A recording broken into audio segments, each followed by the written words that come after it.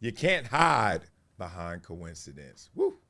You ever try that? Yeah. Maybe the Cleveland Browns are trying that right now with Deshaun Watson, trying to hide behind coincidence. Because is it a coincidence that after week one, the Cleveland Browns are not only questioning their quarterback, his future with the team, his future as a starter, but also how can they get out of that contract?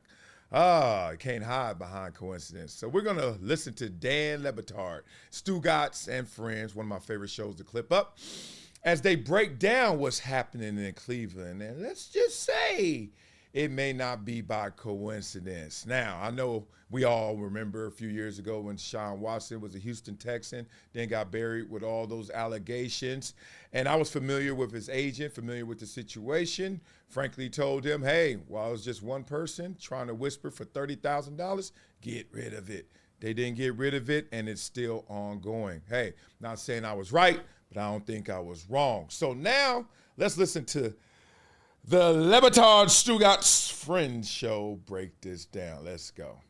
Stugatz, after week one, Dan Orlovsky has dared to go where I have not seen a whole lot of other human beings go. Where'd he go? It is time to, quote, take a long and hard look, end quote, at Jameis Winston in Cleveland. Oh, wow. Oh, my God. Week one.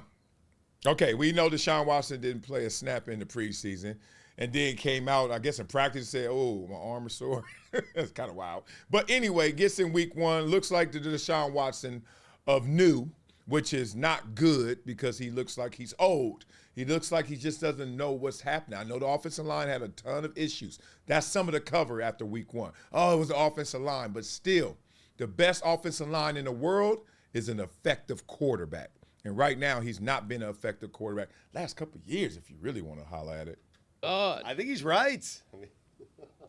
1 week and a real huge epic disaster of a contract. Stugatz, I don't know if you know this, but I believe I have it right when I say the only champion that there has been that is paying a quarterback more than 12% of its payroll is Patrick Mahomes. Like, that's the entire list. The amount of money that the Browns have put into this disaster is franchise crippling.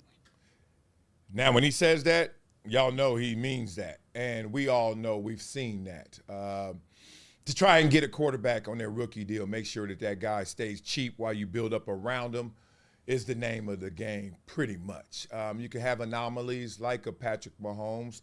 I'm sure there were times with Tom Brady when he was getting paid, not taking haircuts, Peyton Manning, et cetera. Guys were commanding that top dollar, and their teams were still winning it all. But, look, it's against the numbers. The numbers are the fallacy in this.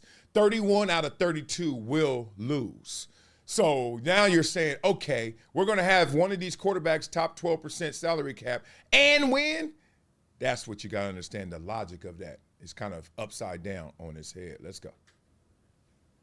And to have in week two people not back away from Orlovsky saying it's Jameis time? When you saw what happened with Jameis, do you understand the level of disaster you're talking about at quarterback when you swap out Jameis and you immediately win the Super Bowl because all you did was eliminate his interceptions in Tampa Bay, and you went from 7-9 to Tom Brady and championship. Well, you replaced him with Tom Brady, so. Yeah, like, is Jameis Winston now going to be Tom Brady to Deshaun Watson is the conversation. Obviously, no one's raising their hand for that, thinking that, but with that defense and maybe just some capable quarterback play, get closer than they are. That's the conversation. More than that, remember when Jameis Winston left Tampa Bay and everybody was like, Tom Brady come in? How much better can he be? Well, we won the Super Bowl in the first year there. Got rid of those interceptions like Dan said, but more importantly, grabbed the leadership role and took it to a different place, another level. Okay, so maybe Deshaun Watson, okay, not capable right now. Jameis Winston, more capable, more effective, more efficient, but more importantly, the leadership role. Can he take it to a different place? You know how pumped up they get when when Jameis gets going in the pregame. If he could take that huddle energy all the way through 4 quarters, they got something special in Cleveland. I mean, in this case, you're replacing Deshaun Watson with Jameis Winston. I understand your larger point. Deshaun Watson has been a below-average quarterback for quite some time now. like he has. Like, it's a bad contract, no question about it. We can talk about all the off-the-field stuff. There is some new news there now with Deshaun Watson. He has been bad on the He has been bad. I want to stop right there because he's been bad, and it seems like we're all holding our breath for many reasons because we've seen him be good. Because before the allegations, he was such a lovable figure. You just don't want to be wrong because you've seen it right before, right? So many reasons. But I see when we talk about Daniel Jones, people are like, hate him. And I'm like, damn, okay. And then some of y'all are right. All right. But when it comes to Deshaun, I don't see people saying they hate it. But now, Dan Orlovsky might took the lid off of that. on the football Not field. only that, though, Stu Gatz, I will say, after watching your Jets last night Whoa. get dismantled by the 49ers, that there is, I don't know what that sound was. I don't know, dismantle. I mean, it was 32-19. The Jets had a 7-6 lead. I mean, 7-3 lead, then 7-6.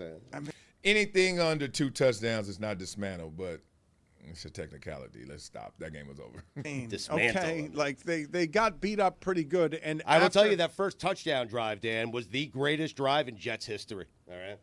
After watching that, I would quarterback. say there is no greater value in the sport than nothing more important than having value at quarterback. San Francisco can build that monster of a team, and they're playing the Jets, and you're like, oh, the Jets got all the money tied up in the quarterback. And the 49ers don't, and so they have players all over the field and don't have to have the great, expensive quarterback. They did that without Christian McCaffrey last night. Amazing. Yes. I've got Aaron Rodgers takes, but I'd like to revisit the Deshaun Watson thing before we. Okay, now grab your seatbelts. Put them on. That's you too, Tyreek Hill. Put your seatbelts on. It's about to go down. Watch what Mike about to talk about. Veer too far off of it because there was another allegation, a lawsuit that had been reported on, and the details are out on the internet. And you should read that, have some discretion before you do, because this is being painted as a sexual assault allegation. The details make it very clear that what allegedly happened here was a rape. That is the allegation. This is really vile, really violent, really terrible details that are going on there. And Okay, now y'all know. Y'all looking at me in 3D. Y'all know I ain't trying to hear nobody allegation. Prove it. So I'm not going there. That's not going to color my lens on Deshaun Watson. It's going to color my lens when I see how he throws the ball and when one of those allegations are actually proven.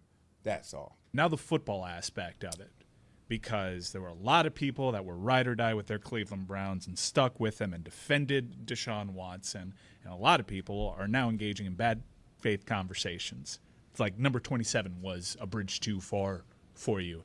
And now this is conveniently being held up. And I would say pay attention to some of the sources reporting on this, not specific to the lawsuit itself, but the spin on how to get out from this contract.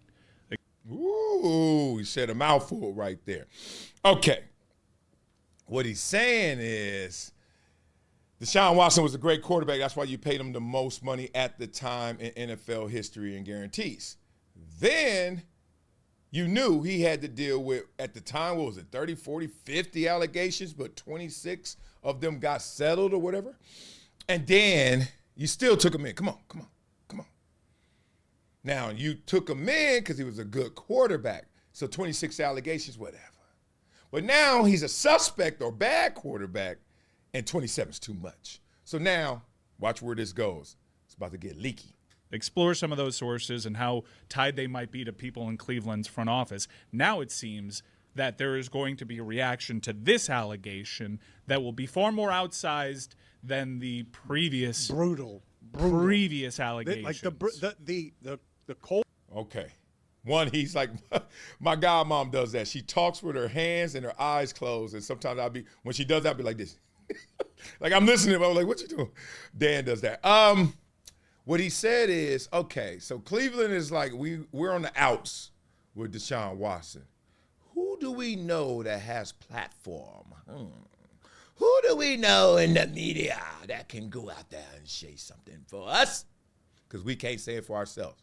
They try to hide behind coincidence. Oh, ain't it a coincidence that Dan Orlovsky is saying all these things about Deshaun Watson, and we coincidentally want those things to happen. That part. Boldness of what Mike is saying there, Stugatz. Yeah. That the number of people who will defend this behavior if they think their quarterback is good, and then the strategic leaking on stuff that makes you wonder, are they trying to get out from under the contract? Because now everyone can see it's a horror. And all in the middle of that, the idea that women get trampled, man, oh man, it's pretty gross. The cutthroat, cold calculation in that. And the details in this story, while vivid and shocking, do fall in line with many of the almost countless allegations that Deshaun Watson had to settle out of. And some of the reporting spin on this that I've seen is that this would be considered a whole new incident and would not be grandfathered in with the previous NFL ruling on. Woo! Now that's getting real. So they got rid of the bundle. 26 allegations. Yeah. I mean, you read them, they were sketchy.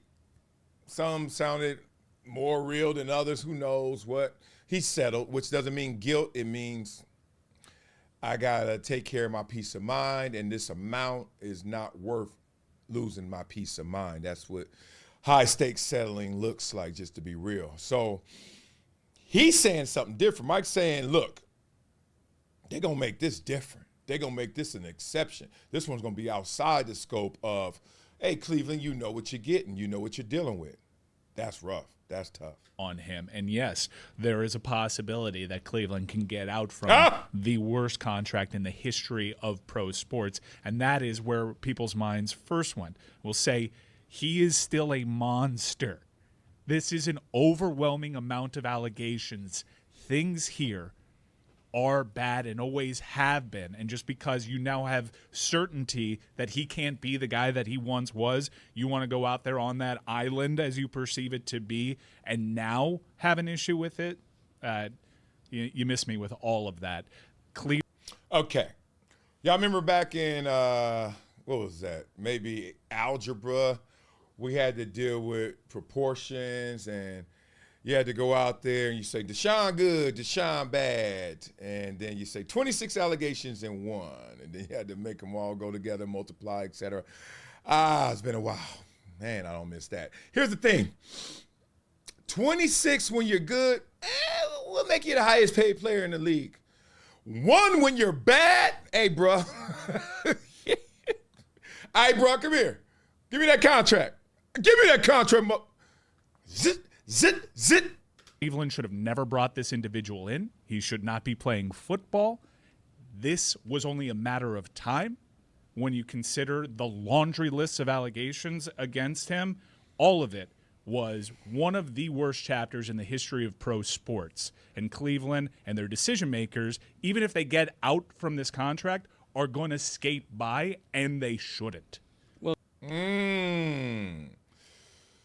Hey, you catch it?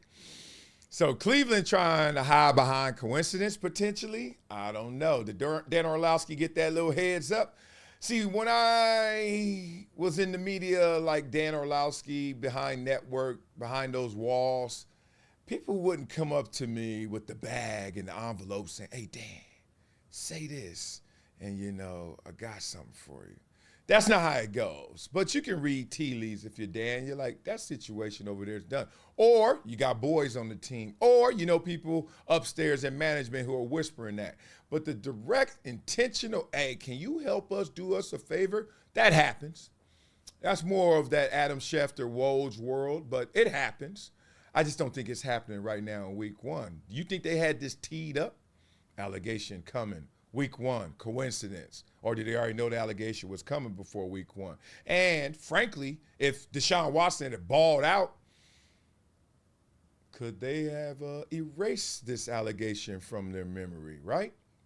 It's not 26 and 1, it's 27. Another one. All right, whatever. He out there killing it. We all know winning is the best deodorant. But at the same time, I would have to push back and say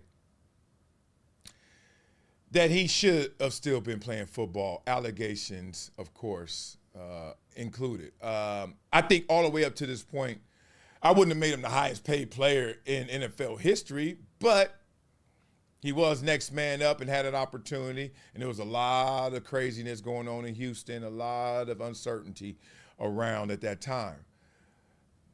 They got buyer's remorse. Let's just call it that. We know that Cleveland's sitting there right like, God dang.